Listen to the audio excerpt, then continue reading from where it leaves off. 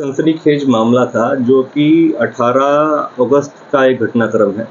इसमें एक Rohan Motors sector 52 के अंदर रोहन मोटर्स है, वहाँ पर एक कट्टे के अंदर एक महिला की डेड बॉडी की सूचना प्राप्त हुई थी।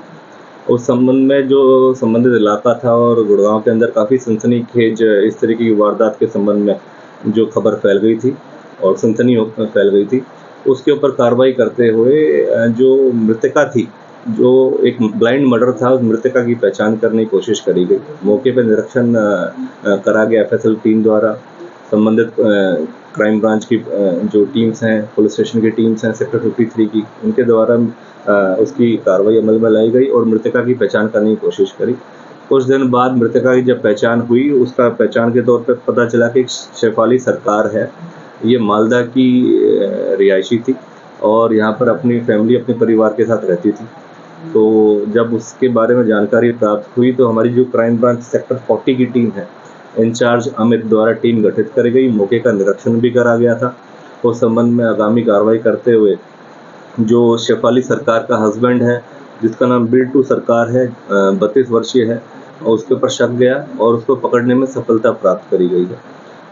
जो बिल्टू है, ये ब्लाइंड मर्डर था। जिस तरीके से पहले जो महिला थी उसकी पहचान नहीं हो पाई थी। जब महिला की संबंधित तो उसके परिवारजनों ने उसकी पहचान करी और इसके अंदर जब गहनता से जांच करी हमारी क्राइम ब्रांच सेक्टर 40 की टीम ने, तो उसमें पता चला जो बिल्टू सरकार था ये काफ़ी समय से शराब पीने का आदी था, जिसके चलते ये अपनी वाइफ के साथ काफ़ी कॉन्फ्लिक्ट में रहता था, लड़ाई झगड़ा होता रहता था इनका। इनके 2 बच्चे भी हैं। कुछ समय पहले जो शेफाली सरकार इसकी वाइफ है वो वेस्ट बंगाल अपने बच्चों को अपने मायके ले गई थी और कुछ दिन पहले ही वापस इसके पास यहाँ गुड़गाँव में आई थी रहने के लिए। जो बिल्टू सरकार है वो ब्लिंकिट में एज ए डिलीवरी बॉय काम करता है, लेकिन ये काफ़ी समय से आदतन जो शराब पीने का आदी था और उसके चलते अपनी वाइफ के साथ काफ़ी कॉन्फ्लिक्ट में रहता था, लड़ाई झगड़ा रहता था। और उसी दौरान, इन लड़ाई झगड़ों के दौरान जो उसकी वाइफ थी शेफाली सरकार, वो कई बार इसको लड़ाई झगड़े के दौरान ये कह देती थी कि अभी मैं तुझे छोड़ के चली जाऊँगी, किसी और के साथ चली जाऊँगी, तुझे छोड़ दूँगी। इस वजह के चलते हुए ये इसके अंदर काफ़ी रंजिश बन गई उन बातों को लेकर और गुस्से में आके लड़ाई झगड़े के दौरान इसने शेफाली अपनी वाइफ का तकिए से मुँह दबाकर उसका गला घोटा गया और उसकी हत्या कर दी।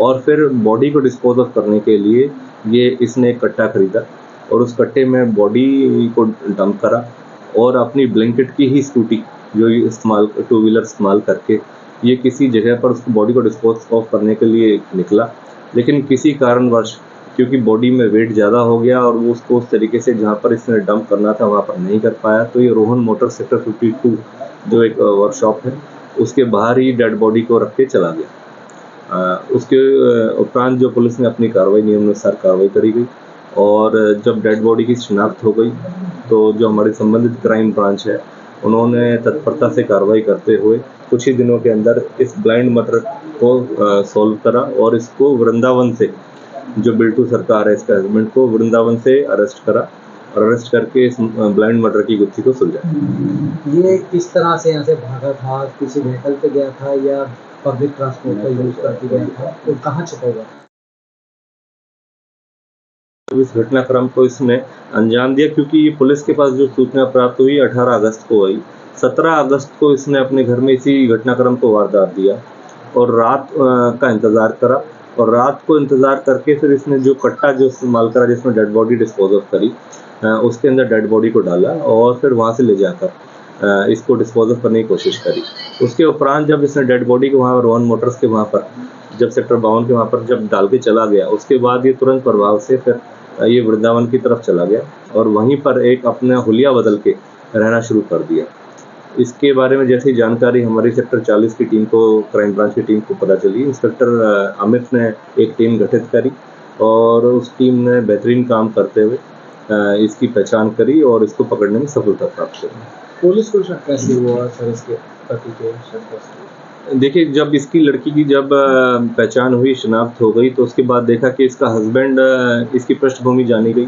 पता चला कि हस्बैंड के साथ काफ़ी समय से इसका विवाद और लड़ाई झगड़ा चलता रहता है और क्योंकि जब इसकी डेड बॉडी मिली तो इसके परिवारजनों की तरफ से इसका हस्बैंड नदारद था, वो सामने नहीं आया तो उन चीज़ों के ऊपर देखते हुए, उन सभी चीज़ों को संज्ञान में लेते हुए इसके ऊपर शक गया और फिर इसकी जब छानबीन करी और खोज करने की जब वहाँ सीसीटीवी खंगाला गया जहाँ पर डेड बॉडी डिस्पोज़ ऑफ करी गई थी, तो उसमें भी ये वहाँ पर डालता हुआ नज़र आ रहा था।